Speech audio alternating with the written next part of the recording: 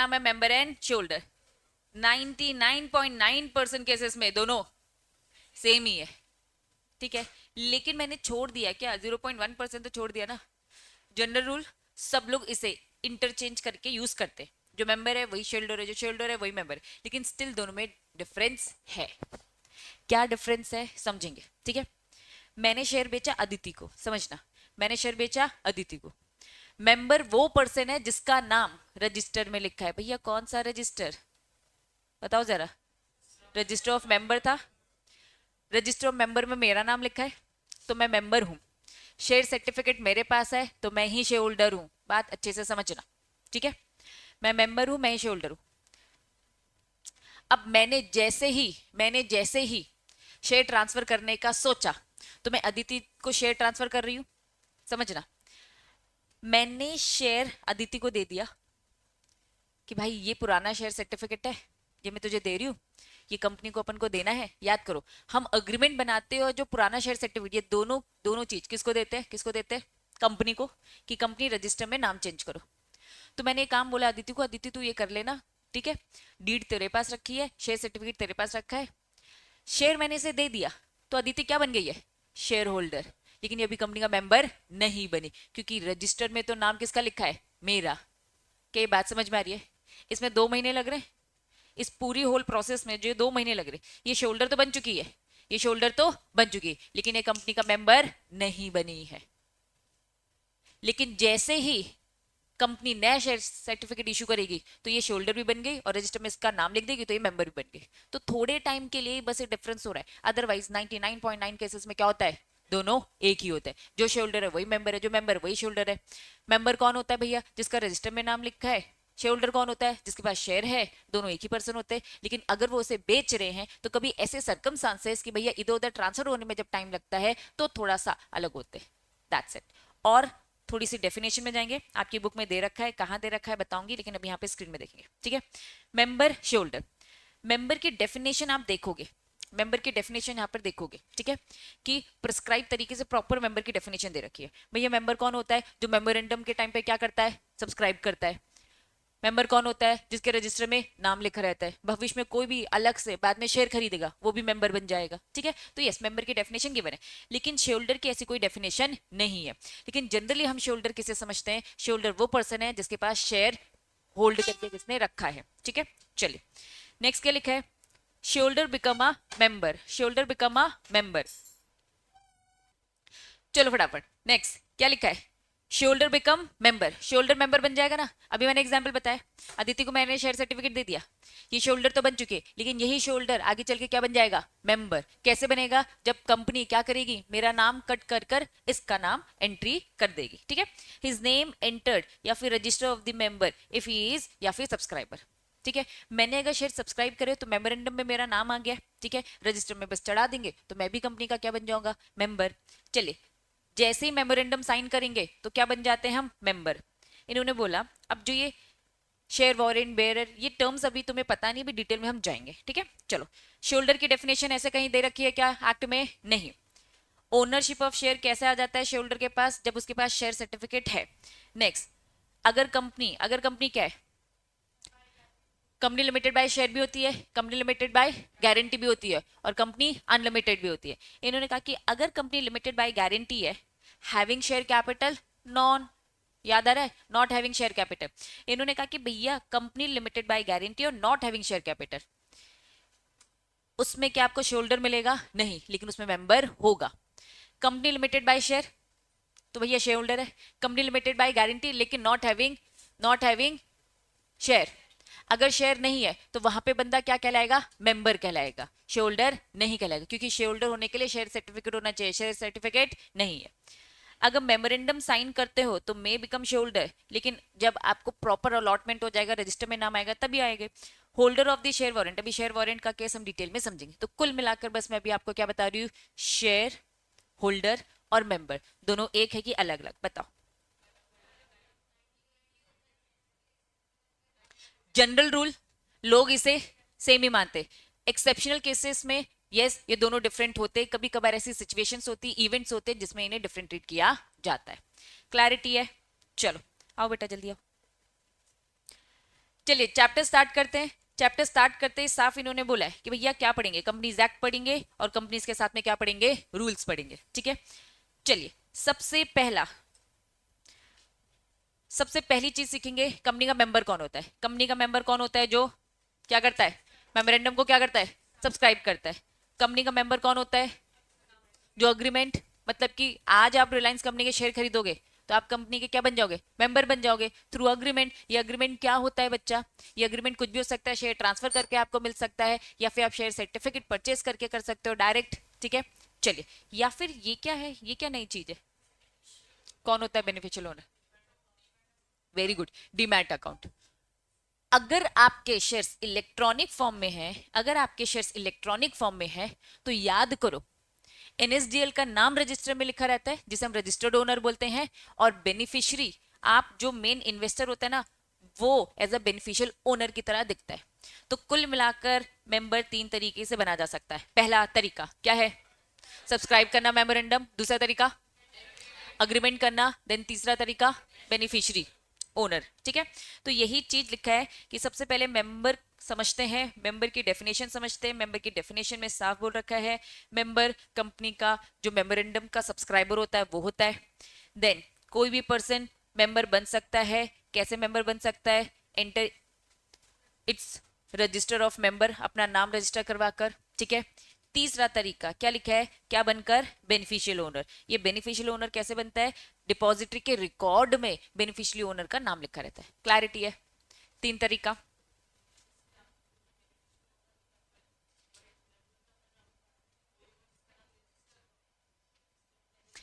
NSDL का नाम है तो, लेकिन एनएसडीएल क्या है, जस्ट अ फॉर्मेलिटी बना है, लेकिन सारा डिविडेंड सारी सब कुछ मिलने का हक किसको है, डिपॉजिटरी जो अपने पास रिकॉर्ड मेंटेन कर रहा है। तो साफ इन्होंने बोल दिया भैया मेंबर के रजिस्टर का रिप्लेसमेंट यहाँ पे क्या गया, डिपॉजिटरी का जो वो रिकॉर्ड, उसका जो रजिस्टर वो, इस कारण से ये बेनिफिशियल ओनर भी मेंबर कहलाता है। ठीक है, तो यस, ओनर 3 तरीके से बना जा सकता है। पहला तरीका बताओ, सब्सक्राइबर टू मेमोरेंडम, दूसरा अग्रीमेंट के थ्रू आप आते हो, तीसरा बेनिफिशियल ओनर। बेनिफिशियल ओनर का कंसेप्ट समझ में आता है, पक्का। चलो, अब इन्होंने कहा member in different kinds of the company, company limited by share, company limited by guarantee, company unlimited. अगर मैं कहूंगी limited by share, company limited by share, तो शेयर होल्डर ही क्या बनता है, मेंबर बनता है। Company limited by guarantee, person who are the liable under the guarantee clause in the memorandum are the member of the company।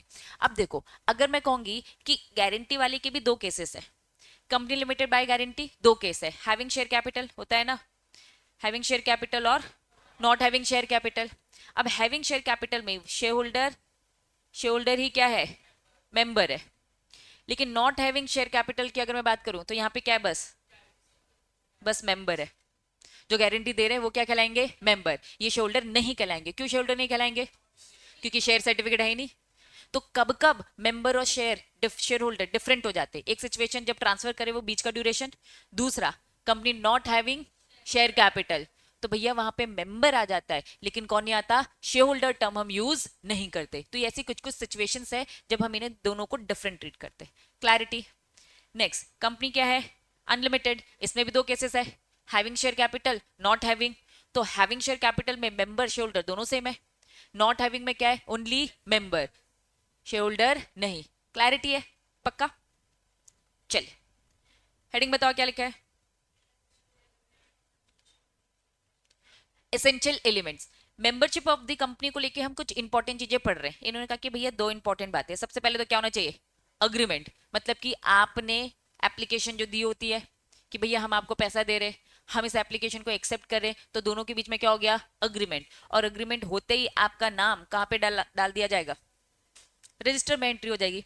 आपने हमारी company के shares खरीदे, आपने हमारी कंपनी के शेयर्स खरीदे, दैट मीन्स आपने हमारी कंपनी के साथ अग्रीमेंट किया, और शेयर खरीदते ही हमने अलॉट कर दिया इसे, दैट मीन्स मैंने क्या किया, रजिस्टर में आपका नाम डाल दिया। तो यस, मेंबरशिप आपको कैसे मिलती है, अग्रीमेंट करने के बाद आपको क्या करना है, आपका नाम अगर एंटर हो जाता है तो आप मेंबर बन जाते हो। ठीक है, चलिए, यहां पे इन्होंने तुरंत ही बोला है जैसे ही आपको शेयर मिलता है वो मोमेंट जब शेयर वर अलॉटेड, जैसे आपको अलॉट किया जाता है तो शेयर सर्टिफिकेट साइन होता है, नेम एंटर होता है रजिस्टर ऑफ मेंबर, तो अलॉटी क्या हो जाता है, बिकम दी शेयर होल्डर। हमने जैसे ही आपको शेयर अलॉट किया, शेयर सर्टिफिकेट आपके पास आ गया, शेयर सर्टिफिकेट आपके पास आ गया तो अभी आप क्या बन गए, शेयर होल्डर। रजिस्टर में नाम आ गया तो अब आप क्या बन गए, मेंबर। तो कुल मिलाकर शेयर सर्टिफिकेट मिल जाए, रजिस्टर में नाम आ जाए, आपकी मेंबरशिप पक्की। क्लैरिटी है, पक्का। चलिए हेडिंग क्या लिखा है, इररिस्पेक्टिव अलॉटी रिसीव शेयर और नॉट। जरूरी नहीं है, ये मेंबर की बात करें, आप मेंबर बन जाओगे, शेयर सर्टिफिकेट आपको चाहे मिले चाहे ना मिले। Company not having share capital, क्या शेयर सर्टिफिकेट दिया आपको, नहीं, लेकिन आप कंपनी के क्या बन चुके हो, मेंबर। रजिस्टर में नाम तो आ चुका है मेंबर में, शेयर सर्टिफिकेट भले ही नहीं मिला है, दैट मीन्स शेयर सर्टिफिकेट आपको मिले चाहे ना मिले। बच्चों थोड़ा जल्दी आओ, टाइम देखो, तुम लोग इतने नलायक हो चुके हो तुम लोग, ठीक है। तो शेयर सर्टिफिकेट मिले चाहे ना मिले इससे कोई फर्क पड़ता नहीं है। नेक्स्ट हेडिंग देखो क्या लिखा है,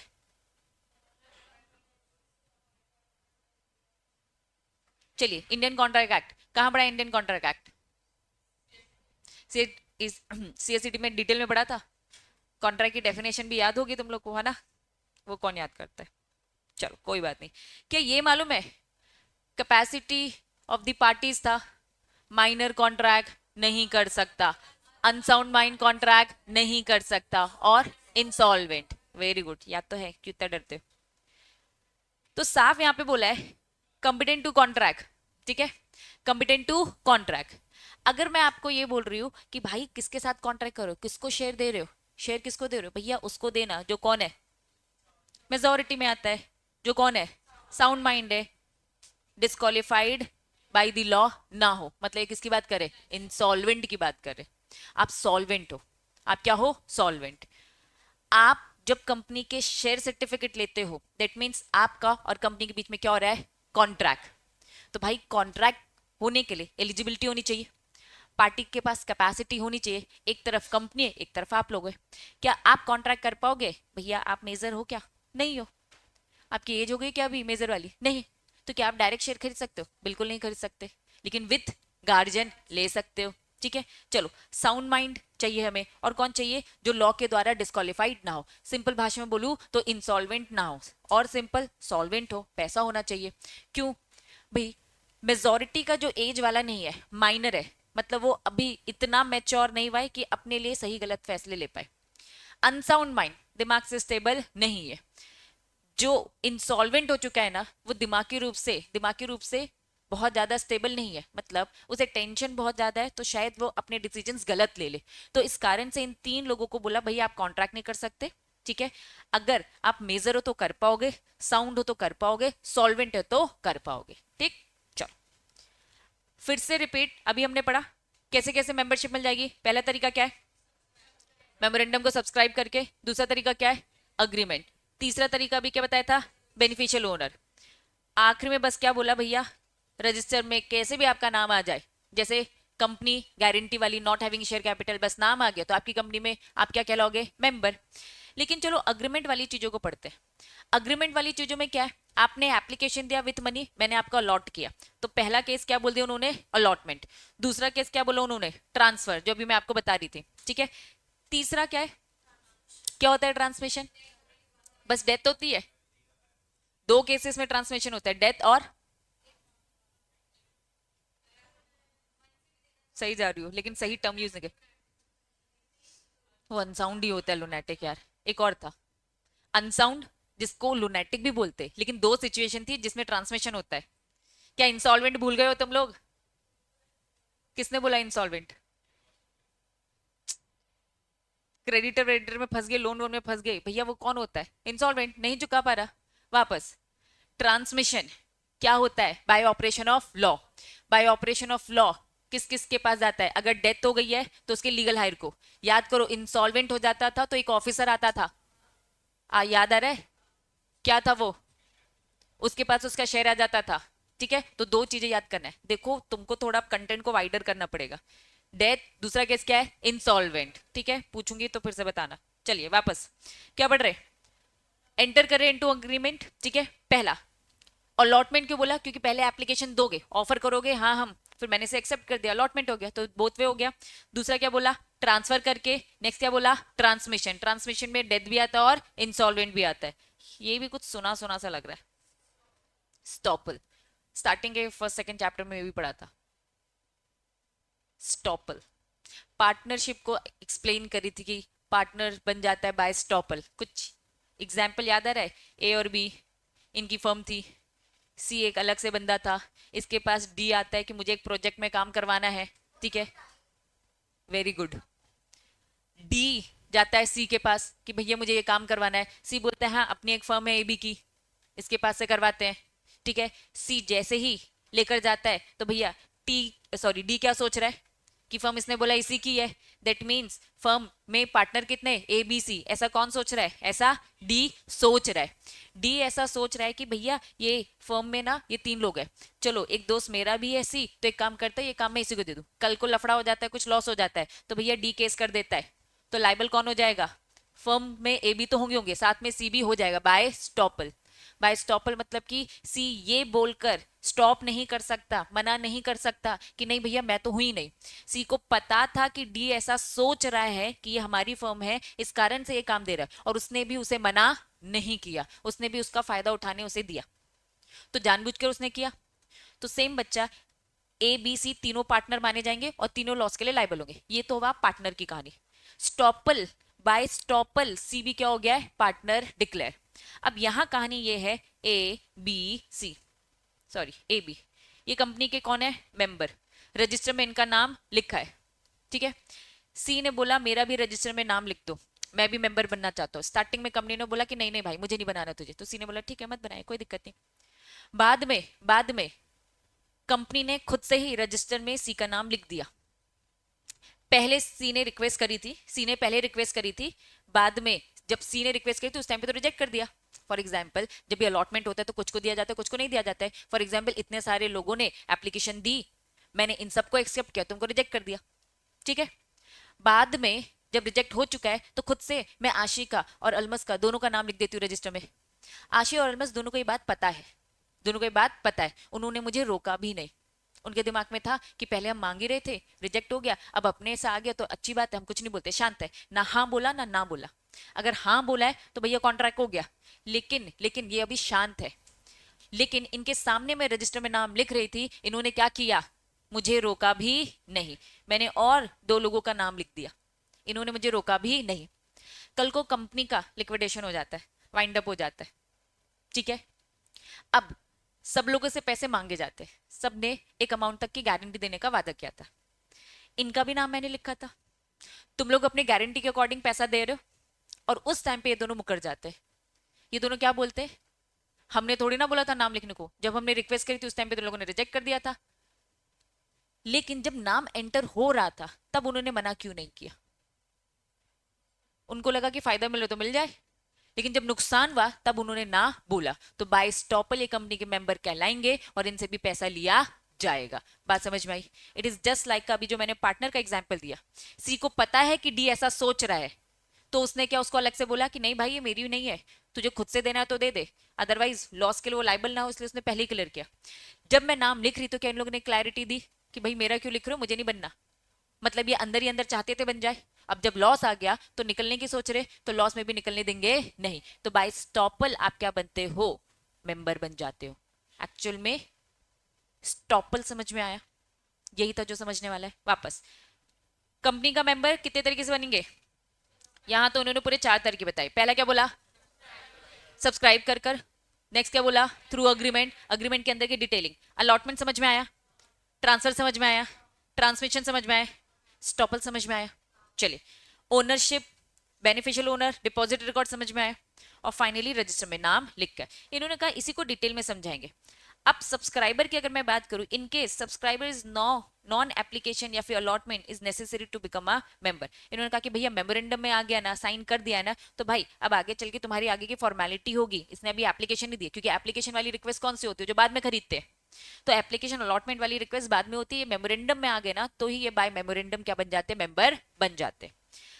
जो आपका सब्सक्राइबर होता है कैन नॉट बी, क्या लिखा है, रिसाइन मतलब cancel the contract, even on the grounds of the fraud by the promoter. ये प्रमोटर ही वो सब्सक्राइबर थे, उन्होंने कुछ डिफॉल्ट किया, फ्रॉड किया, इससे वो बचने के लिए कुछ करना चाह रहे कि नहीं वो सब्सक्राइबर, अब वो सब्सक्राइबर बन गए तो हमेशा सब्सक्राइबर तो रहेंगे।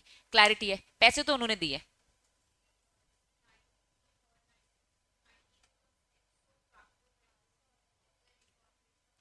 एप्सो फैक्टो मतलब होता है, ये तो सबसे पहले लैटिन टर्म है, इसका मतलब लिखो, बाय फैक्ट इटसेल्फ, खुद से, खुद से। अब रीड करो, agree to become a member and he become member. जैसी कंपनी इनकॉर्पोरेशन होती है, खुद ब खुद ये कंपनी के क्या बन जाते हैं, मेंबर। अभी मेमोरेंडम आज क्या हुआ है, क्लाइंट से तुमने पूरे डॉक्यूमेंट ले लिए, जैसे क्लाइंट से आप डॉक्यूमेंट लिखते हो, उनको बोलते भैया साइन करो मेमोरेंडम में। अभी कंपनी इनकॉर्पोरेट हो गई क्या, हुई है कि नहीं हुई? अभी तो क्लाइंट से मैंने डॉक्यूमेंट इकट्ठा किए। कब होगी कंपनी इनकॉर्पोरेट? जब मैं ये डॉक्यूमेंट आरओसी को दूंगी, आरओसी अपने लेवल में से क्या करेगा, चेक करेगा, और चेक करने के बाद वो सिन देगा मुझे, कॉर्पोरेट आइडेंटिफिकेशन नंबर, तब कंपनी इनकॉर्पोरेट होगी ना। इन्होंने कहा आज तुमने साइन कर दिया है, जैसी कंपनी इनकॉर्पोरेट होगी ना, खुद से आप कंपनी के क्या बन जाओगे, मेंबर बन जाओगे। तो जिस दिन इनकॉर्पोरेशन, अपने आप कंपनी के मेंबर बन जाओगे। क्लियर है? साइन अभी किया है, अभी से मेंबर बन गए क्या? कब बनोगे? जब इनकॉर्पोरेशन होगा। 2 दिन बाद इनकॉर्पोरेशन हुआ तो 2 दिन बाद मेंबर बनोगे। क्लैरिटी? चलिए, अब एक एक करके समझा रहे, क्या लिखा है, अग्रीमेंट इन राइटिंग। अब अलॉटमेंट बता रहे, एप्लीकेशन बता रहे, पूरा चैप्टर पढ़ चुके भैया शेयर कैपिटल। क्या बोलता है एप्लीकेशन अलॉटमेंट, जरा बताओ कैसे होता था। आप सबसे पहले क्या दोगे, उससे भी पहले कंपनी आपको क्या देती थी, एब्रिज प्रोस्पेक्टस, साथ में एप्लीकेशन फॉर्म आपके पास जाता था, आप उस फॉर्म को भरते थे, देन उसमें मनी के साथ मुझे देते थे। फिर बोर्ड ऑफ डायरेक्टर डिस्कस कर कर आपको क्या करते थे, अलॉटमेंट। यही पूरी चीज उन्होंने डिटेल में बताई। नेक्स्ट, ट्रांसफर ऑफ शेयर, ये भी पढ़ चुके हो। ट्रांसफर शेयर में क्या होता था, जैसे मैंने अभी अदिति वाला एग्जांपल दिया, मैं अपना पुराना सर्टिफिकेट और प्लस ट्रांसफर डीड किसको दूंगी, कंपनी को। कंपनी क्या करेगी, चेक करेगी, और फिर एक बार इससे पूछ लीजिएगा, पार्टली पेड अप शेयर थे, कुछ पढ़ा था अपन ने, बताओ क्या पढ़ा था। पार्टली पेड अप शेयर है तो ट्रांसफरी से पूछेंगे कि भाई पैसे नहीं दिए इसमें, आप देने को तैयार हो, तो अगर हाँ बोलोगे तो आगे कंटिन्यू, ना तो भैया रिजेक्ट, वापस से मेरे शेयर होंगे, मुझे को पैसे देने पड़ेंगे। ये डिटेल पढ़ चुके हैं, ठीक है। नेक्स्ट, ट्रांसमिशन पढ़ चुके। ट्रांसमिशन कब कब होता है, bye operation of law, in case of death, दूसरा इंसॉल्वेंसी, ठीक है। चलिए, अभी स्टॉपल बताया, स्टॉपल का एक और नाम दिख रहा है बच्चों, प्लीज ये दोनों नाम याद रखना है, एक्विजिशंस या फिर स्टॉपल। एक और होता है होल्डिंग आउट, वैसे लिखा ही है उन्होंने, होल्डिंग आउट, बहुत सारे नाम से इन्हें बोला जाएगा, होल्डिंग आउट, ठीक है, स्टॉपल या फिर एक्विजिशंस। ये तीन चीजें का मतलब एक ही है, क्या है जरा बताना मुझे, बाय स्टॉपल कैसे होगा।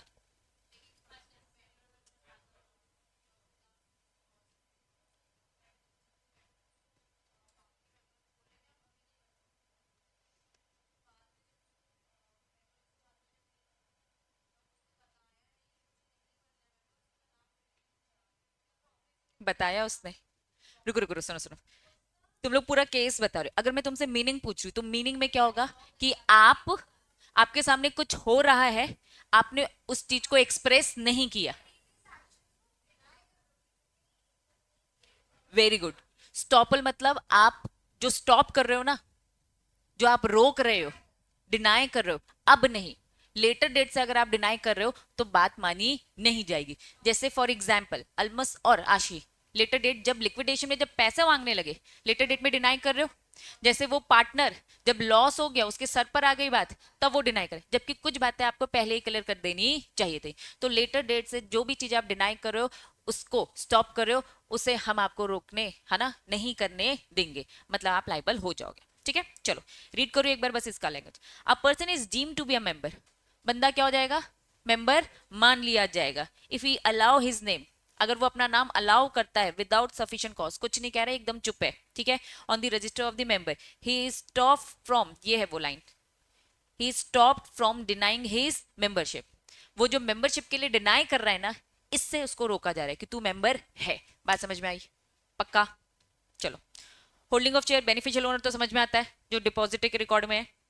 ये है वो डिफरेंस बिटवीन जो अभी मैंने स्टार्टिंग में पढ़ा है, मेंबर और शेयर होल्डर का।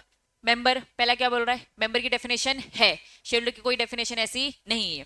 ये तो अब सारी चीजें अपन पढ़ चुके। ये लास्ट वाला पॉइंट थोड़ा डिटेल में आगे चलकर समझेंगे, शेयर वॉरेंट का कंसेप्ट मैं समझाऊंगी, ठीक है। इंपॉर्टेंट लिखो, वेरी वेरी वेरी इंपॉर्टेंट।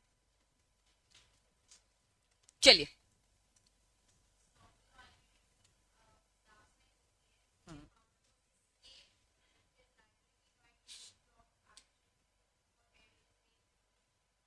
अगर उससे बचना है तो उसे क्या करना है, जल्दी से जल्दी क्या एक्शन लेना चाहिए, रजिस्टर में से नाम हटाए।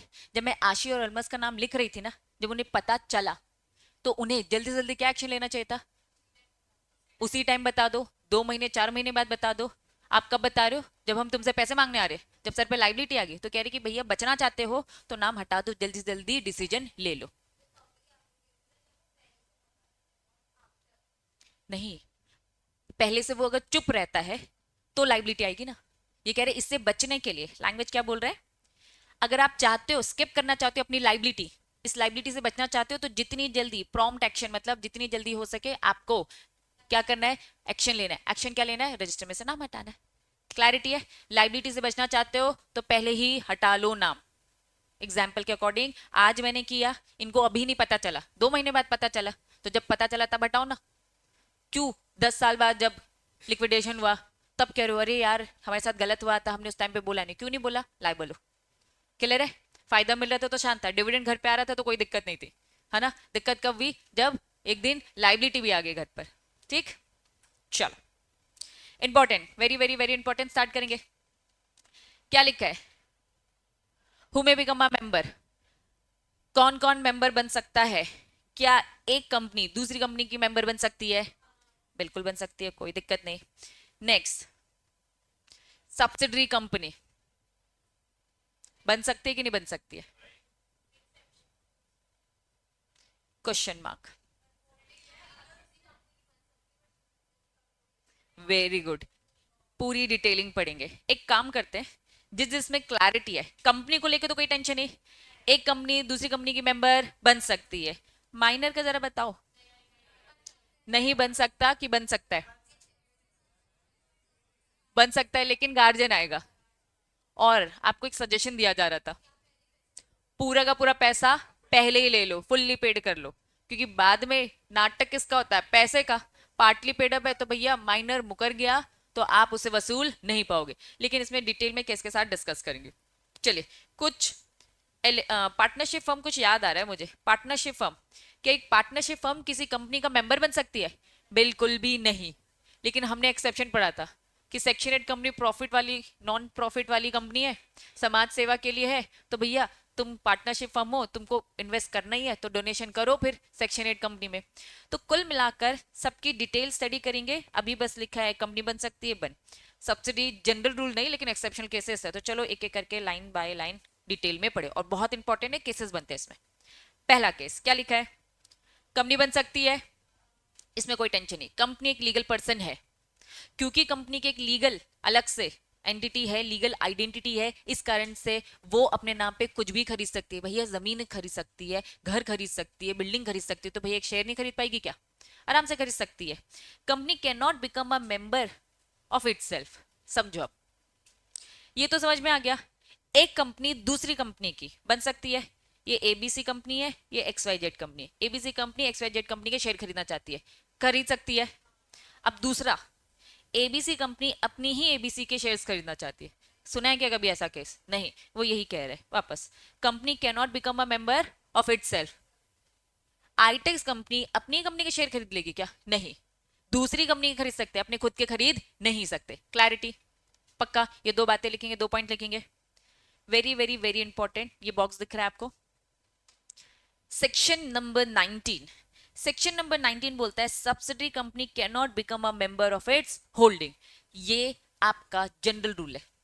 वापस समझेंगे, क्या होल्डिंग कंपनी और सब्सिडरी कंपनी की डेफिनेशन समझाने की तो जरूरत नहीं है। होल्डिंग कंपनी और ये सब्सिडी, ये इस कंपनी में होल्ड करके बैठी अपने शेयर्स 51% के। इन्होंने बोला भैया होल्डिंग कंपनी बड़ी है, तुम किसके शेयर्स खरीदो, सब्सिडरी के। उल्टा थोड़ी ना होगा भाई, सब्सिडी थोड़ी ना खरीद लेगी होल्डिंग के, वो भी एक दिन खरीद खरीद के उसको होल्ड करने लगेगी। उन्होंने बोला भैया ये सब नाटक मत करो, होल्डिंग खरीद सकती है सब्सिडी की, लेकिन सब्सिडी खरीद नहीं सकती। यहां तक चीज क्लियर है। अगर ये बात क्लियर होगी तो एक्सेप्शनल रूल पढ़ेंगे। जनरल रूल समझ में आ गया, जनरल क्या बोलता है बताओ। Subsidiary can not become a member of holding company. अब ये एक्सेप्शन 1 2 3, ये 3 एक्सेप्शन 1 बाय 1 पढ़ेंगे, ठीक है। चलो, सबसे पहला एक्सेप्शन रीड करेंगे, सब लोग स्क्रीन में ध्यान देंगे। Subsidiary company is a legal representative. चलो पहले एग्जाम्पल ही देखते हैं। ये हमारी है होल्डिंग कंपनी, ये हमारी क्या है, होल्डिंग कंपनी।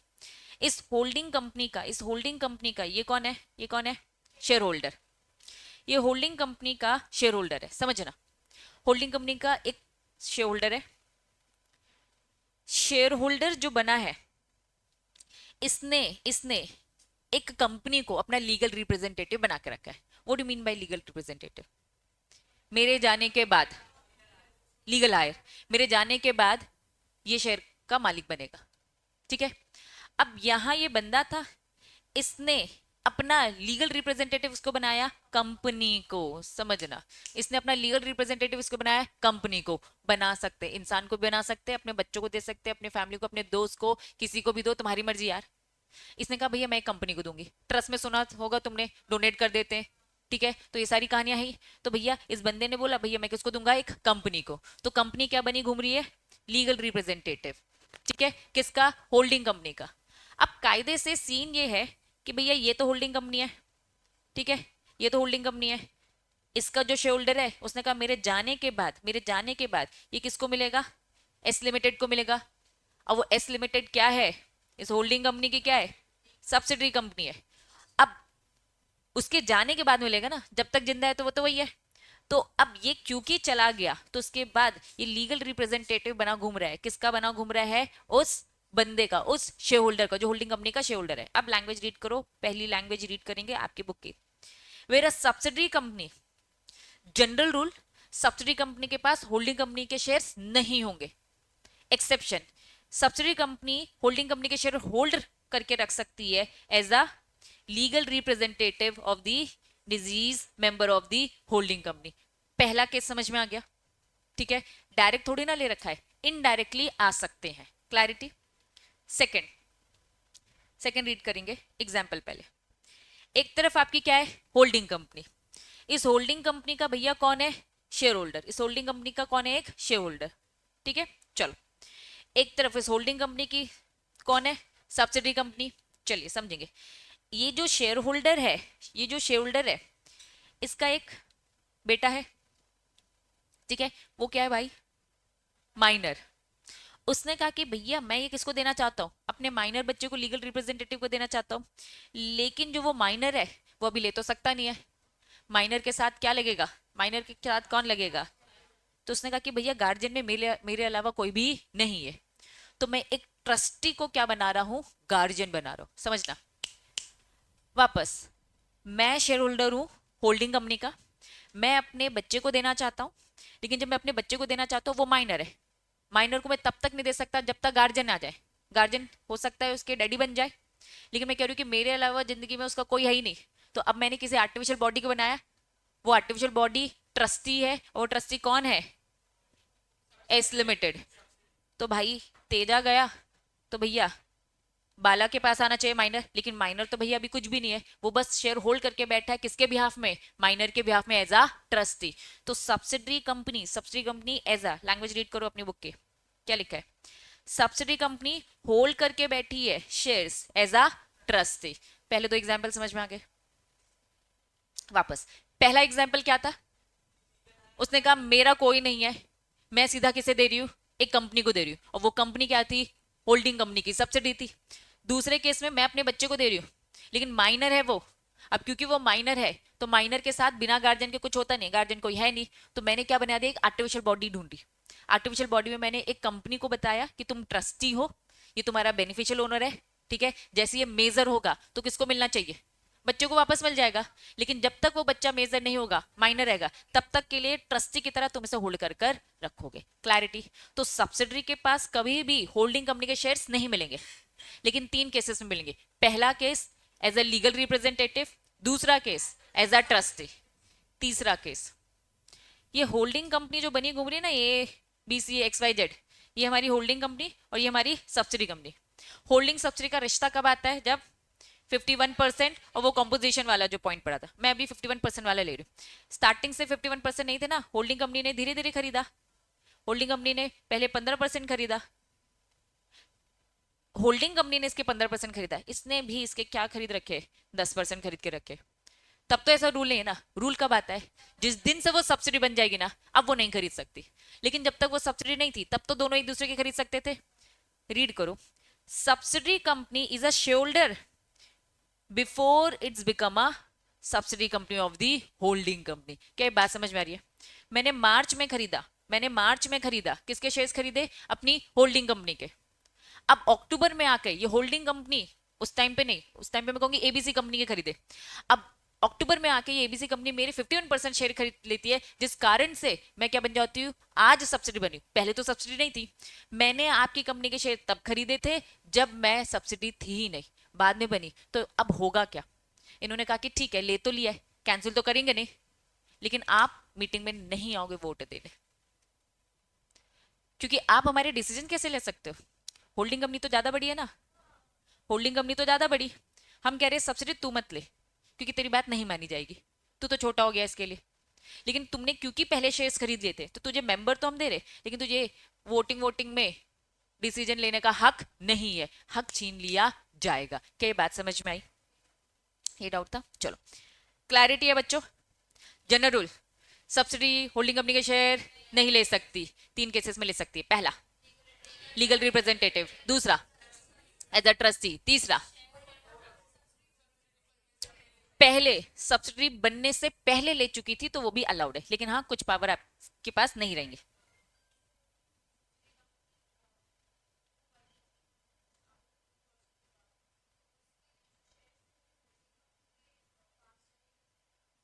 अब अग्रीमेंट जैसा वो वैसा होगा, जरूरी नहीं है हमेशा जाए, जा भी सकते हैं और नहीं भी, दोनों सिचुएशन पॉसिबल है।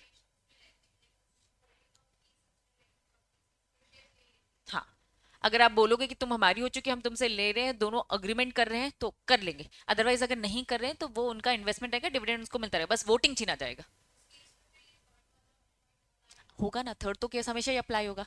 सब्सिडी कंपनी होल्डिंग कंपनी का रिश्ता ही कब आ जाएगा, समझना। बात नहीं करा देती, 51% में आ जाएगा। अब ये कह कि भैया 10% तो मैं भी तेरे पास होल्ड करके बैठा हूं, उसने कहा होल्ड करके बैठा था ना, पहले बैठा था, अब मत अलग से कोई शेयर लेना।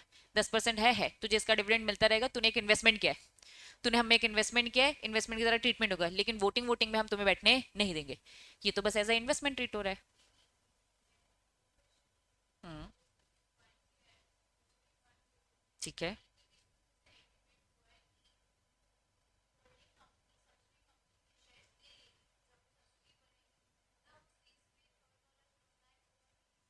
थर्ड हमेशा ही आएगा, क्योंकि सब्सिडी तो है ना। तुमने अब आगे की बात क्लियर करी कि तुम्हारा इन्वेस्टमेंट हमारा इन्वेस्टमेंट। देखो जनरल रूल क्या है, कंपनी अपने आप में इन्वेस्टमेंट कर सकती है, नहीं कर सकती ना।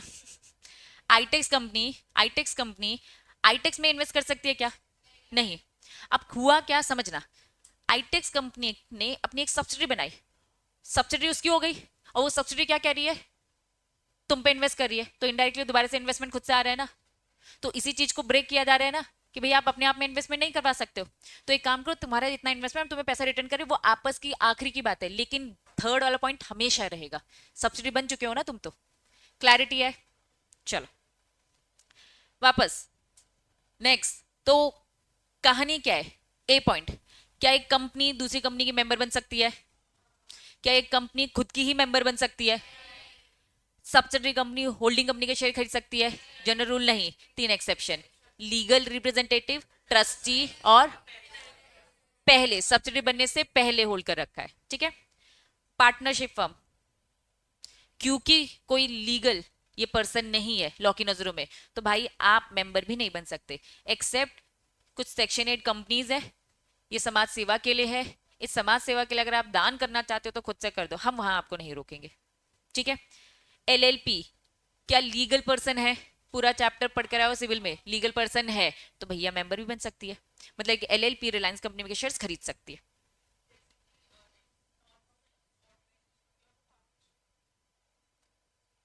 अगर एनजीओ आपने खोला है, it is just like a business, छोड़ो एनजीओ को साइड रखो, एक बिजनेस, तुम बिजनेस खोलना चाहती हो तो सोल खोल सकती हो, पार्टनरशिप में कर सकती हो, एलएलपी में कर सकती हो, और क्या है, कंपनी में खोल सकती हो। सेम, मुझे समाज सेवा करनी है, समाज सेवा सोल कर सकती हो, पार्टनरशिप में कर सकते हो, कंपनी में कर सकते हो। अगर कंपनी में करोगे तो आपको सेक्शन 80 फॉलो करना है। कर सकती हो, ट्रस्टी बनाकर कर सकती हो, मेंबर नहीं बन सकते। क्लियर है? चलो नेक्स्ट क्या लिखा है, सेक्शन 8 कंपनी। क्या सेक्शन 8 कंपनी किसी दूसरी कंपनी का मेंबर बन सकती है? सेक्शन 8 कंपनी कंपनी है ना, है तो कंपनी, कंपनी लीगल पर्सन है, बन सकती है, बस याद रखना, पक्का याद रहेगा। पार्टनरशिप फर्म से तो नहीं कंफ्यूज हो रहे, पार्टनरशिप फर्म नहीं बन सकती किसी कंपनी में मेंबर, लेकिन सेक्शन 8 में अलाउड है। लेकिन एक सेक्शन 8 कंपनी रिलायंस कंपनी में इन्वेस्ट करना चाहती है, आईटेक्स में इन्वेस्ट करना चाहती है, कर सकती है ना। वो ये कह रही है हम मार्केट में पैसा लगाएंगे ताकि पैसा रिटर्न आए, रिटर्न आएगा तो समाज के लिए यूज करेंगे। क्लैरिटी, इन्वेस्टमेंट किया। चलिए, क्या कोई फॉरेनर कंपनी का मेंबर बन सकता है? बन सकता है ना भाई, खरीदते ही है, नॉर्मल है। वेरी गुड, जब वॉर होगा तो alien, very good, alien enemy वाली ट्रीटमेंट होती है। इन्होंने कहा भैया एक एक्ट होता है, एक्ट का नाम होता है foreign exchange management act, shortcut में क्या बोलते हैं, फेमा। फॉरेक्स, फॉरेन एक्सचेंज का शॉर्टकट फॉरेक्स होता है, ठीक है। But in the event of the war, अगर लड़ाई हुई उस कंट्री के साथ, चाइना के साथ हमारी लड़ाई होगी, तो चाइना हमारे लिए क्या हो जाएगा, एलियन एनिमी। और वोटिंग वोटिंग नोटिस वोटिस ये सारी पावर हम इसमें क्या कर देंगे, खत्म। तुम्हारे साथ हमारी वॉर हो रही है, अब तुम्हारे जो हमारा मेंबर बना घूम रहा है, तो क्या उसे नोटिस देने वाले, उसको क्या वोटिंग के लिए इधर बुलाने वाले, उसकी कुछ नहीं सुनने वाले हम, ठीक है। नेक्स्ट, हाँ, अब वॉर होने के बाद अब देखते हैं हमारे साथ सिचुएशंस क्या है। उस कंट्री को हमने पूरे से हटा दिया कि भैया इनके साथ कोई डील नहीं करेंगे, तो खत्म, अब खत्म। वॉर के बाद के रिजल्ट भी समझ में आएंगे ना, आपस में आगे फिर से कि नहीं नहीं ठीक है, फिर से चलते हैं, फिर से धंधा बिजनेस करते हैं, तो फिर भैया वैसे जैसे उनके और हमारे रिलेशन होंगे, ठीक है।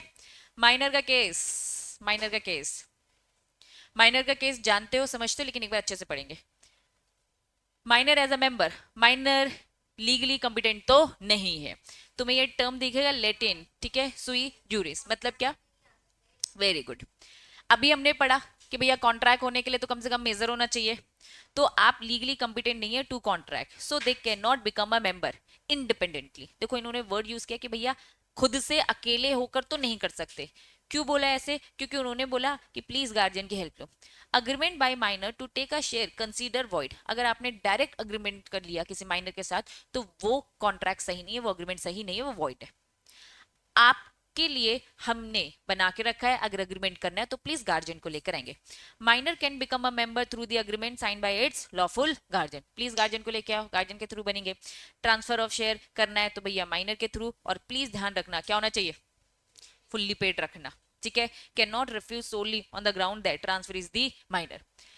अगर कोई भी ट्रांसफर किया जा रहा है, माइनर को किया जा रहा है, अगर उसने पूरा पैसा दे रखा है, फुल्ली पेड है, तो इस ग्राउंड में आप मना नहीं कर सकते, भैया पैसे तो पूरे दे रखे, मुद्दा ही क्या होता है, पैसा, पैसे ही होता है मुद्दा। तो पैसे अगर पूरे मिल चुके हैं तो प्लीज कंपनी आप रिजेक्ट नहीं करोगे। अगर किसी माइनर को ट्रांसफर किया जा रहा है तो आप उसे ट्रांसफर होने दोगे, क्योंकि फुल्ली पेड अप है ना, ठीक है।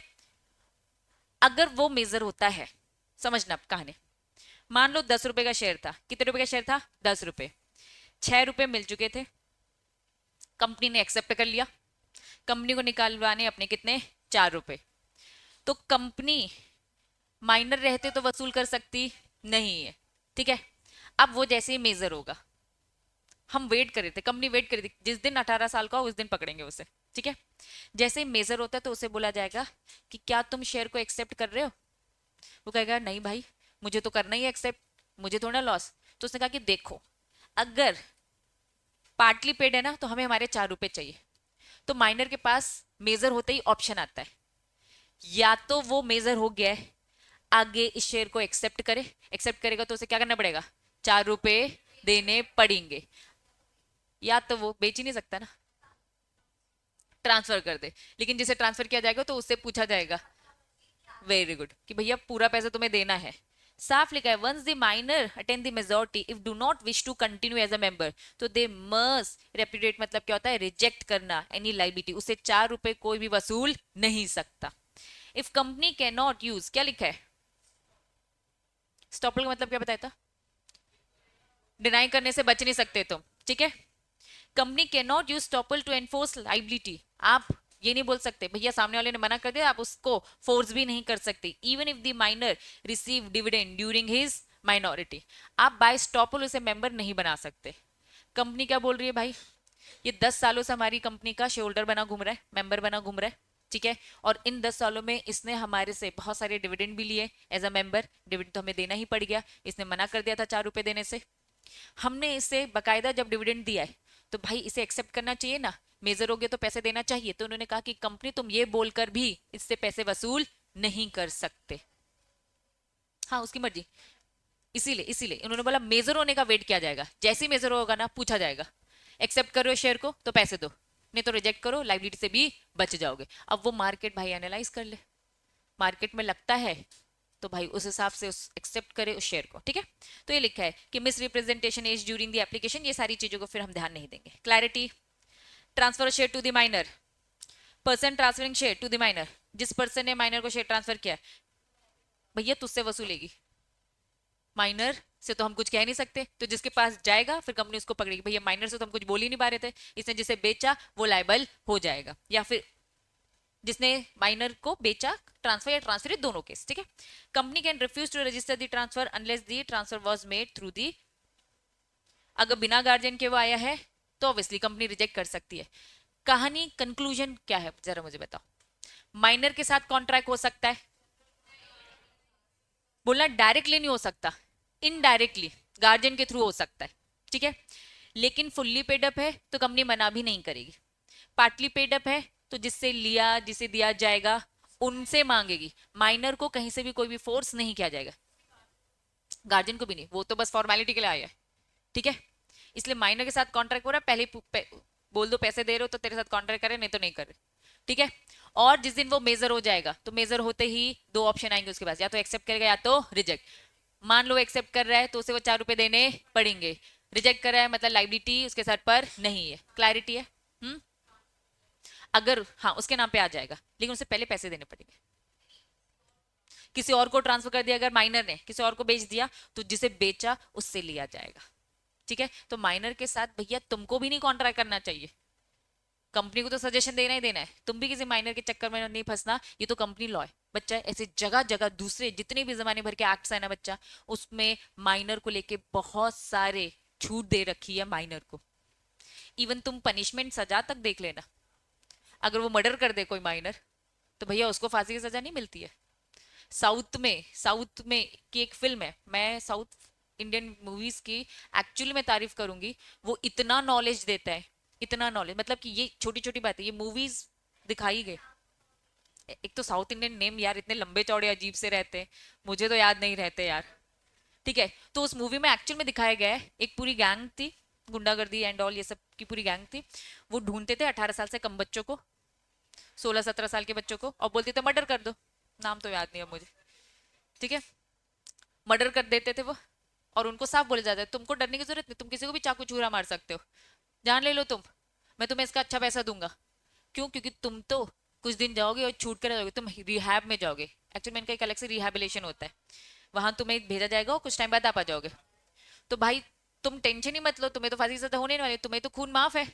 तो एक्चुअली में ऐसे प्लानिंग कर कर ऐसे लोगों को मरवाया जाता था, बाद में पता चला ये पूरी गैंग चल रही है, वो फिर मूवी की स्टोरी फिर लाइन बताई, लेकिन एक्चुअल में लॉज ना माइनर को बहुत छूट देते, तो बस इसलिए बता रही हूँ जहां माइनर के साथ चीजें उससे रिलेटेड लॉ को अच्छे से डिटेल में रीड करो, ठीक है ना, मास्टर वास्टर करके नाम बोल रहा था, चलो ठीक है अभी तो नहीं सो रहे, लेकिन तनीषा तो सो रही है अभी भी, पक्का अरे वाह ब्लैक कॉफी मतलब है ना, चलो फटाफट इंसॉल्वेंट मतलब बताओ पहले इंसॉल्वेंट का नाम का इधर उधर हो जाता है यार, चलता है हाँ, एसेट कम है और लाइबिलिटी बहुत ज्यादा, यही होता है, क्या इंसॉल्वेंट मेंबर है,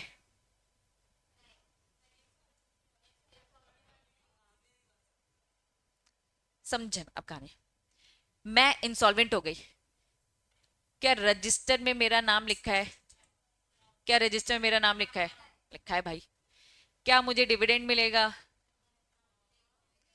क्या मुझे डिविडेंड मिलेगा, जब तक मैं सॉल्वेंट थी तो मेरे पास बकायदा पैसा आता था, जिस दिन से मैं इंसॉल्वेंट हो गई उस दिन से मेरी लाइफ में एक ऑफिसर आ गया। उस ऑफिसर ने बोला तुम्हारी सारी प्रॉपर्टी मेरे पास रहेगी, मैं इस सारी प्रॉपर्टी को बेचूंगा और तुम्हारे सारे क्रेडिटर को चुकाऊंगा। क्या ये बात समझ में आ रहा है? जिसे हम क्या बोलते थे, ऑफिशियल असाइनी। कुछ पढ़ा था हमने जब हमने क्या पढ़ा था कि ट्रांसमिशन होता है ना, transmission bye operation of law, death और क्या पढ़ा था, इंसॉल्वेंट। तो इंसॉल्वेंट में हमने पढ़ा था कि भाई क्या होता है, ऑफिसर के पास चला जाता है, यही तो वो कह रहा है। अब सारा डिविडेंड उठ के किसके पास जाएगा, ऑफिसर के पास। ये ऑफिसर क्या करेगा, क्रेडिटर को चुकाएगा मेरे पूरे पैसे। तो कुल मिलाकर मेंबर है क्योंकि रजिस्टर में नाम लिखा है। अब जब वोट देना होगा तो ये ऑफिसर जाएगा कि मैं, भैया मैं जाऊंगा। डिविडेंड है वो प्रॉपर्टी, वोटिंग से क्या क्रेडिटर को कुछ करने वाले हैं क्या हम? नहीं। तो कुल मिलाकर सीन ऐसा है, इंसॉल्वेंट मेंबर होता है, इंसॉल्वेंट मेंबर होता है क्योंकि रजिस्टर में उसका नाम लिखा है। वो वोट देने के लिए भी हकदार है, एंटाइटल टू वोट, बट उसे बस जो बेनिफिट इंटरेस्ट मिल रहे थे जैसे कि डिविडेंड, डिविडेंड नहीं मिलेगा क्योंकि क्रेडिटर को वोट देने से फायदा नहीं है, क्रेडिटर को डिविडेंड का पैसा देने से उसका पैसा चुकेगा। बात समझ में आ रही है? तो इंसॉल्वेंट मेंबर है, उसे वोट देने का हक है, उसे क्या छीना जाएगा, उसका डिविडेंड, क्योंकि डिविडेंड ही हमें क्रेडिटर को चुकाना है। ऑफिशियल वो असाइन है, वो रिसीवर अपॉइंट होता है जिसके पास ये डिविडेंड जाता है और वो जो भी मेरे क्रेडिटर को चुकाएगा। अब मुझे बताओ इंसॉल्वेंट मेंबर है क्या? मेंबर है। डिविडेंड का हक है उसे? डिविडेंड का हक है? नहीं है। डिविडेंड जाएगा ना ऑफिसर के पास ताकि क्रेडिटर को चुका सके। वोटिंग का हक है क्या मेरे पास? हाँ, क्योंकि वो क्रेडिटर वोटिंग का क्या करेगा, कंपनी के इंपॉर्टेंट डिसीजन में क्या ही करेगा, वो कहेगा भैया मुझे मेरा पैसा चुकाओ, मुझे कहाँ बैठा दिया तुमने जनरल मीटिंग में। समझ में आया क्या? पक्का?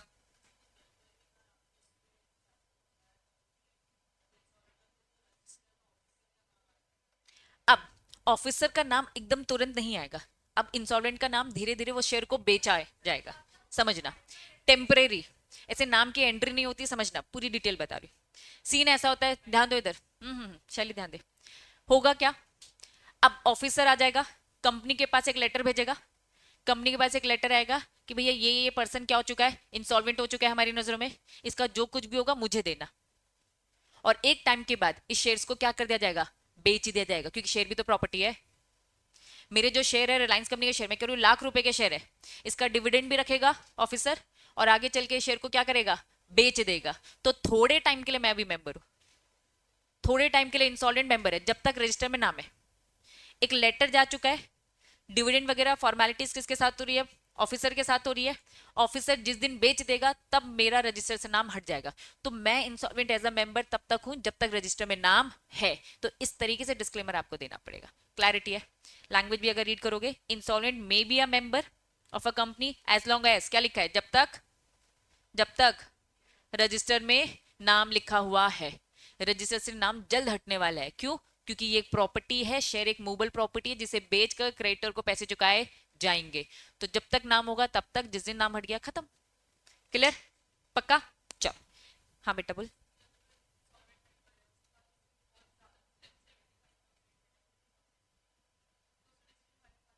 हाँ हाँ माने जाएंगे। सबसे पहली बात, किसी के पास 75 तो है ना, वो कौन सा था, डिफरेंशियल वोटिंग राइट वाले, ठीक है। मैं कह रही हूँ कोई एक पर्सन 90% भी रख सकता है, 10% किसी और को दो, 99 रख सकता है। मैं एक प्राइवेट कंपनी कर सकती हूँ, ठीक है। चलो, क्वेश्चन ये है कि भैया किसी के पास 75% 80% है, ठीक है। अब मैं इंसॉल्वेंट हो गई, इंसॉल्वेंट से रिलेटेड क्वेश्चन है क्या। अब मैं इंसॉल्वेंट हो गई तो भैया ऑफिसर आ जाएगा, ऑफिसर आ जाएगा, वो कहेगा अब दूसरा, जितने दूसरे पार्टनर्स हैं, जितने जितने मेंबर्स हैं, उनके साथ डिस्कस किया जाएगा किसे बेचना चाहिए, वो आपस में खरीद लेंगे। क्योंकि भैया अगर प्राइवेट कंपनी है तो प्राइवेट कंपनी के केस में क्या होगा, रिस्ट्रिक्शंस होती है। क्या रिस्ट्रिक्शंस होती है, बेचना है तो पहले अंदर के लोगों को बेचो, क्योंकि हम नहीं चाहते बाहर जाए भाई सारी हमारी ओनरशिप, ठीक है। तो रिस्ट्रिक्शन के अकॉर्डिंग एक वैल्यू निकाली जाएगी, ऑफिसर को वो वैल्यू दी जाएगी, फिर वो क्रेडिटर को चुकाएगा, तो वो अंदर के लोग ही उसे खरीद लेंगे। इनकेस नहीं खरीद पाते तो फिर बाहर जाएंगे, जैसा प्राइवेट कंपनी के केस में होता है। हाँ हाँ हाँ, क्योंकि डिसीजंस को लेकर अगर उस बीच देखो, उस बीच अगर कोई मीटिंग ही नहीं होती तो वोटिंग भी नहीं। अब मैं कह रही हूँ मैं सारे मेंबर्स को बुला रही हूँ, तो भाई एज अ मेंबर वो डिसीजन तो ले सकता है, डिसीजन तो ले सकता है कि भैया कंपनी का बुरा भला जो होगा उसमें हम तुम्हारा ओपिनियन तुमसे सुन रहे हैं, लेकिन तुमसे बस डिविडेंड, डिविडेंड क्या कर रहे हैं, डिविडेंड तुम्हें नहीं दे रहे क्योंकि डिविडेंड तुम्हारा पैसे का मैटर है, इसलिए पैसे के मैटर को अलग, लेकिन तुम्हारा माइंड गेम हो सकता है, तुम्हारी कंपनी को बहुत अच्छा डिसीजन देने वाले, तुम्हारे हाँ ना से हमें फर्क पड़ता है, तो ये डिसीजन तो तुम्हारे लिए जा रहे, तो वो फिर बात अलग है। हमने पढ़ा था, याद करो, अगर हमें लगता है कि ये मेंबर कुछ गड़बड़ कर रहा है तो डायरेक्टर खुद से एक्शन ले सकते हैं, आर्टिकल में कुछ ऐसी बातें लिख सकते हैं और उसे है ना चेंज भी करवा सकते हैं। ठीक है, चलिए नेक्स्ट हेडिंग बताओ क्या लिखा है। एचयूएफ, मुझे बताओ क्या एचयूएफ की कोई सेपरेट लीगल आइडेंटिटी होती है?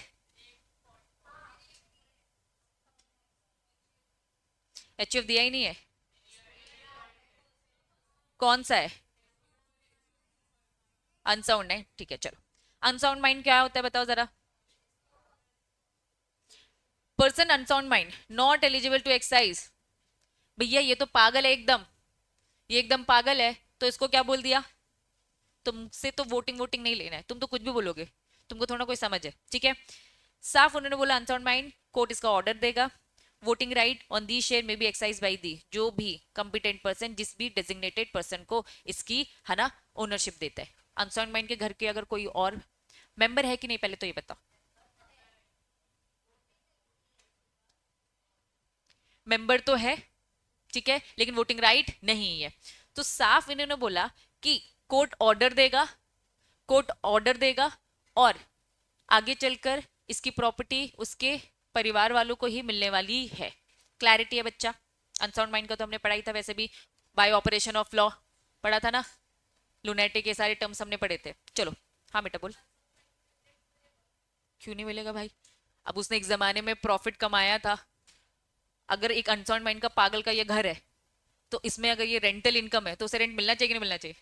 जहां प्रॉपर्टी की बात बोलती है तुम्हारे मुंह पे आंसर होता है, जहां शेयर की बात होती है भूल जाते भैया शेयर भी एक प्रॉपर्टी है। शेयर क्या है? एक प्रॉपर्टी। दिमाग गुल्ल हो गया ना, वोटिंग में मत बैठो भाई, डिविडेंड दो ना यार, ठीक है, क्योंकि उस टाइम पे तो दिमाग लगा लिया था, अच्छी कंपनी के शेयर खरीद लिए थे जिसमें डिविडेंड मिलने वाला है। क्लैरिटी? चलो एचयूएफ बताओ, जूरिस पर्सन है या फिर लीगल पर्सन है? क्या है कि नहीं है? नहीं है। Although it is a person, income tax act के अकॉर्डिंग वो जाता है, ठीक है।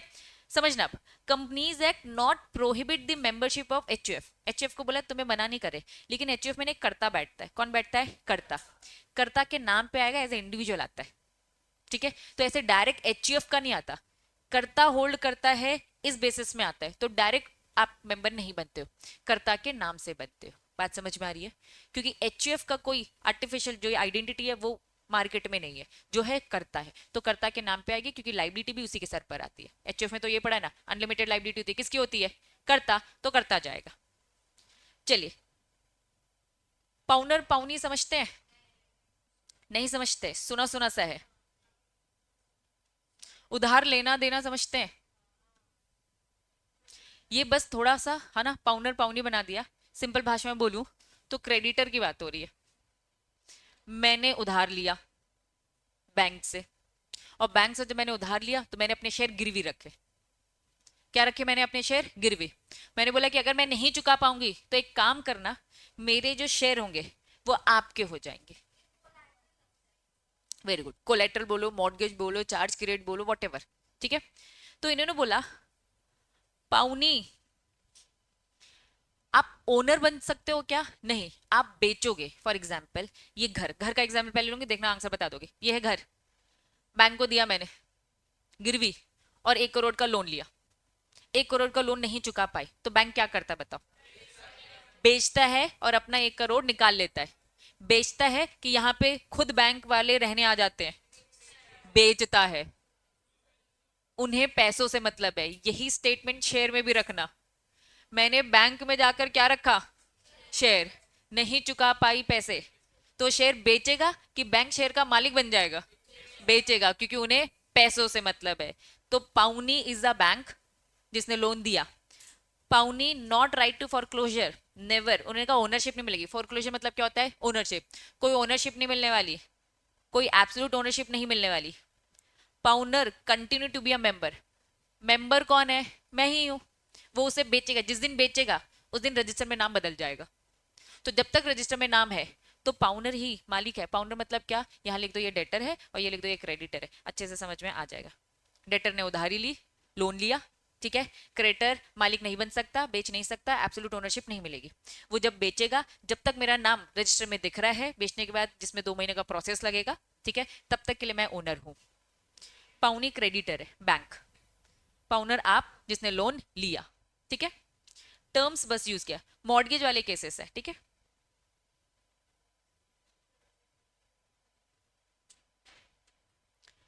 चलिए, एक और नाम दिख रहा है, रिसीवर। आ जाइए। Receiver whose name is not enter in the register of member can not exercise any of the membership right. ये भैया कौन से रिसीवर की बात कर रहे हैं? Unless proceeding which a company is a party and order is made therein. समझेंगे अब थोड़ा, बताऊं। मैं हूं शेयर का मालिक, शेयर को बाजू में रखो, मैं हूं उस घर का मालिक। किराए से दिया इस घर को, किराए से दिया घर को। मैं अभी बाहर हूं, जो भी एक्सवाइजेड रीजन है, मैंने कि मेरे बिहाफ में रेंट ना कोई और रिसीव करेगा। मालिक तो मैं ही हूं ना शेयर का, सॉरी घर का।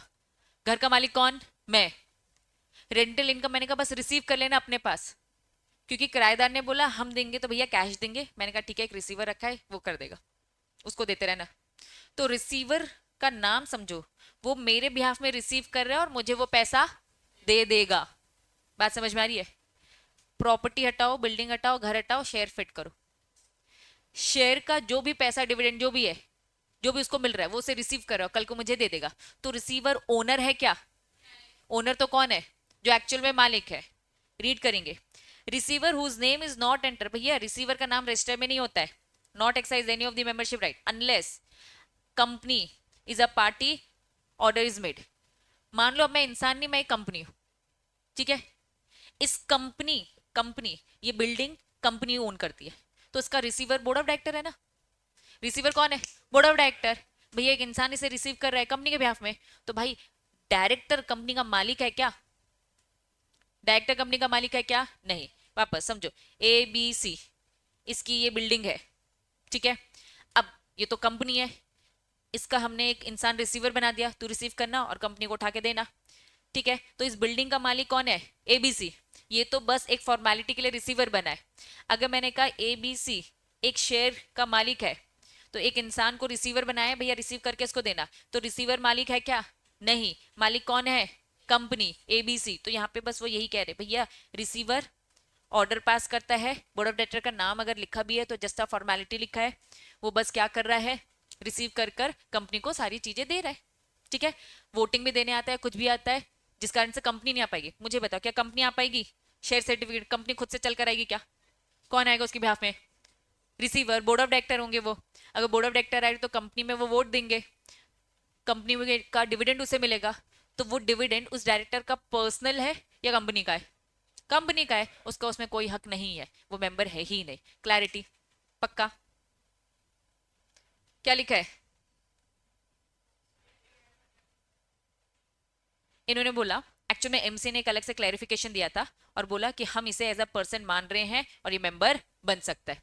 एमसीए की वेबसाइट ने अलग से क्लैरिफिकेशन देकर इन्हें बोला हम इसे पर्सन ट्रीट कर रहे हैं, और क्योंकि इसे हम पर्सन ट्रीट कर रहे हैं तो ये भी क्या हो सकता है, मेंबर बन सकते हैं। वो एमसीए की क्लैरिफिकेशन के कारण ये मेंबर बनते, बस ये रीजन है इसका और कुछ नहीं। नेक्स्ट हेडिंग क्या लिखा है? Person taking share in a fictitious, बोले तो गलत तरीके से। गलत तरीके से आप क्या बनते हो? किसी कंपनी के मेंबर बनते हो। जब तक नहीं पता तो तुम ही मेंबर हो भाई, जिस दिन पता चला तब से आप मेंबर नहीं हो। Person who take share in the name of the fictitious person become liable as a member. As a member आपके ऊपर लाइबिलिटी आएगी। कौन सी वाली लाइबिलिटी आएगी भैया? तुम्हारे अगेंस्ट तो क्रिमिनल लाइबिलिटी आएगा, फ्रॉड का केस बनेगा कि भैया तुम तो फिक्टिशियस नेम से आए हो, गलत गलत नेम से आए हो, ठीक है। चलो, ये पेनल्टी खुद रीड करोगे। उन्होंने भैया इतनी लंबी चौड़ी पेनल्टी लगाएंगे अगर तुम गलत नाम से एंटर होते हो, ठीक है। ट्रेड यूनियन समझते हो बच्चों? बताओ, ट्रेड यूनियन समझते हो? बताओ जरा ट्रेड यूनियन क्या होता है? सुना तो है, मूवीज में तो देखा है। फैक्ट्री की यूनियन टीम तो सुनी होगी ना, उसमें लीडर होते हैं, सुना तो होगा। स्ट्राइक करना है तो सब कर देते हैं कि भैया हमें सैलरी बढ़ाओ वगैरह वगैरह, ठीक है। चलो, इन्होंने कहा कोई भी ट्रेडिंग के लिए सब लोगों ने अपना एक यूनियन बनाया, ठीक है। अब मैं कह रही हूँ तुम लोग हो कंपनी के फैक्ट्रीज के लेबर्स हो, ठीक है, आप लोग प्रॉपर स्ट्राइक करते हो, यूनियन है आपकी, किसी को कोई दिक्कत होगी तो प्रॉपर यूनियन इकट्ठा होती है और उसके अगेंस्ट आवाज उठाती है, यही काम होता है यूनियन का। ठीक है, चलो, इन्होंने कहा ट्रेड यूनियन का अपना खुद का एक एक्ट होता है, एक्ट का नाम क्या है, ट्रेड यूनियन एक्ट। वो एक registered, can be registered as a member, can hold share in a company in its own corporate name. क्योंकि एज पर इनके एक्ट, अपने एक्ट के अकॉर्डिंग वो रूल रेगुलेशन के साथ रजिस्टर्ड होती है, तो क्योंकि वो रूल्स रेगुलेशन के साथ रजिस्टर्ड होती है तो हम उन्हें हक देते हैं कि ट्रेड यूनियन भी अपने सारे मेंबर्स का पैसा इकट्ठा करके किसी कंपनी में पैसा इन्वेस्ट कर सकती है। सेम यहाँ पे अभी हमने कोऑपरेटिव सोसाइटी पढ़ा, इनका भी खुद का अपना एक एक्ट होता है, कोऑपरेटिव सोसाइटी, उसके अकॉर्डिंग भी वो रजिस्टर्ड होते हैं तो उन्हें मिलता है। तो कुल मिलाकर अगर उनका एक्ट अपने अकॉर्डिंग कुछ भी रजिस्ट्रेशन की बात करता है, आप ऐसे रजिस्टर्ड होते हो तो एज अ मेंबर आप रिप्रेजेंट कर सकते हो। लेकिन मना किसे कर रखा है, पार्टनरशिप फर्म को मना करके रखा है, क्योंकि पार्टनरशिप फर्म में ही ऑप्शन है, क्या ऑप्शन है, आप चाहो तो अपना रजिस्ट्रेशन करो, चाहो तो नहीं करो। तुमको ढूंढेंगे कहाँ, तुमने अगर रजिस्ट्रेशन नहीं कर रखा है, इसीलिए तुम तो भैया इन्वेस्ट नहीं करोगे। अब जब हम ऊपर जाते हैं, अब तुम लोग थोड़ा बेटर तरीके से आंसर कर पाओगे, जनरल रूल विद एक्सेप्शन बताएंगे, ठीक है। चलो, कंपनी मेंबर बन सकती है, हाँ बन सकती है, उसका एक एक्सेप्शन पड़ा था, खुद में नहीं कर सकती। और तुम होल्डिंग सब्सिडी में देखोगे, सब्सिडी को मना ही क्यों किया है, क्योंकि खुद में ही कर रही है ना इन्वेस्टमेंट। हमारी बात ही गलत हो जा रही है। हमने कहा कि भैया मैं आईटेक्स खुद में पैसा नहीं लगा सकती, अब मैं होल्डिंग कंपनी हूँ, सब्सिडी ने मेरे ही शेयर खरीद लिए, तो खुद में लगा रहे हो ना, इसीलिए उन्होंने बोला भैया सब्सिडी कंपनी क्या नहीं कर सकती, होल्डिंग कंपनी पे पैसा नहीं लगा सकती, ये पढ़ा। लेकिन 3 केसेस में रख भी सकती है, पहला लीगल रिप्रेजेंटेटिव, दूसरा ट्रस्टी, बिफोर सब्सिडी कंपनी बनने से पहले, सब्सिडी भी कवर हो गया साथ में। चलो बताओ ये पार्टनरशिप फर्म का क्या केस है, नहीं बन सकती, क्यों, रीजन क्या है, सेपरेट लीगल एंटिटी ही नहीं है, लेकिन एक जगह इन्वेस्ट कर सकती है, मेंबर बन सकती है। सेक्शन 8 कंपनी, डोनेट करने आ जाओ भैया, हमें कोई तकलीफ नहीं। एलएलपी बन सकती है, सेक्शन 8 कंपनी बन सकती है, फॉरनर, लेकिन वॉर होगा तो उन्होंने बोला है हम कुछ नोटिस नहीं देंगे, डिविडेंड नहीं देंगे, वहां रोक देंगे, मेंबर तुम हो, लेकिन वॉर अगर हो गया तो जो फॉर्मेलिटीज, जो तुम्हें राइट्स थे ना, वो राइट्स को कट कर दिया जाएगा, ठीक है। नेक्स्ट क्या बोला, माइनर अकेला तो नहीं करेगा, आएगा तो गार्जियन के साथ आएगा, ठीक है। फुल्ली पेड अप कर लिया गार्जियन के साथ, fully paid up with guardian, तो कंपनी मना भी नहीं कर सकती, लेकिन जैसे वो मेजर होगा तो रिजेक्ट करने का हक भी रखता है, और कंपनी कुछ नहीं कर सकती अगर उसने रिजेक्ट कर दिया। हाँ, मेजर के बाद ही, क्योंकि तुम तो बेच भी नहीं सकते ना, तो हम तुम्हारा 18 साल होने का वेट कर रहे हैं कुल मिलाकर। कंपनी से गलती हो गई, माइनर को दे दिया, अब वेट करो 18 साल होने का, ठीक है। नेक्स्ट क्या लिखा है, सोसाइटी हो सकती है, ट्रेड यूनियन हो सकता है, एक और पढ़ा था पाउनी, क्रेडिटर बैंक हो सकता है, नहीं हो सकता, वो बेचेगा किसी और को, खुद मालिक नहीं बन सकता।